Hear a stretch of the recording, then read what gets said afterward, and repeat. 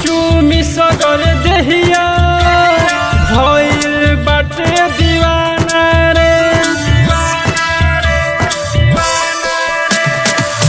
चुमी सगर देहिया भइल बाटे दीवाना रे। लूटल चाहे देवरा, अरे लूटल चाहे देवरा, जवानी के खजाना रे।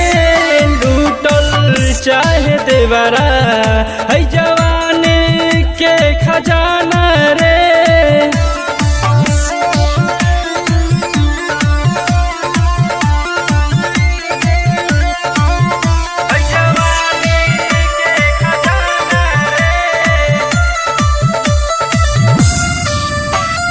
एक रात मन के चस्का बलागो, एक ही चीज खातिर भइल बापागो।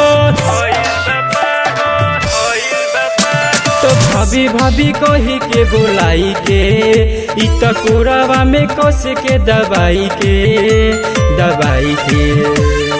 एकरा से बच कैसे कौन करी बहाना रे। लूटल चाहे देवरा, अरे लूटल चाहे देवरा है जवानी के खजाना रे। लूटल चाहे देवरा है जवानी के खजाना रे।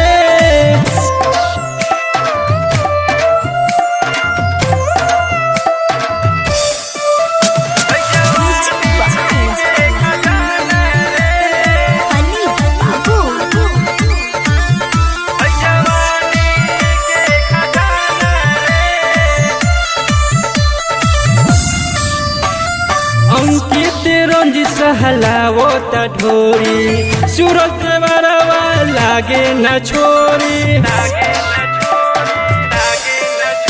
हम एकरा से कहिले पसीजी के, कुछ करी नहीं रख दी गिजी के।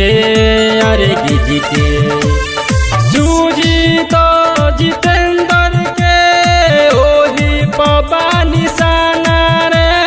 लूटल चाहे देवरा है, लूटल चाहे देवरा, जवानी के खजाना रे। लूटल चाहे देवरा है जवानी के खजाना रे। चुमी सगर देहिया भइल बाटे दीवाना रे। लूटल चाहे देवरा, अरे लूटल चाहे देवरा, जवानी के खजाना रे। लूटल चाहे देवरा है जवानी के खजाना रे। Capital recording studio, Rajendra college मोड़, छपरा।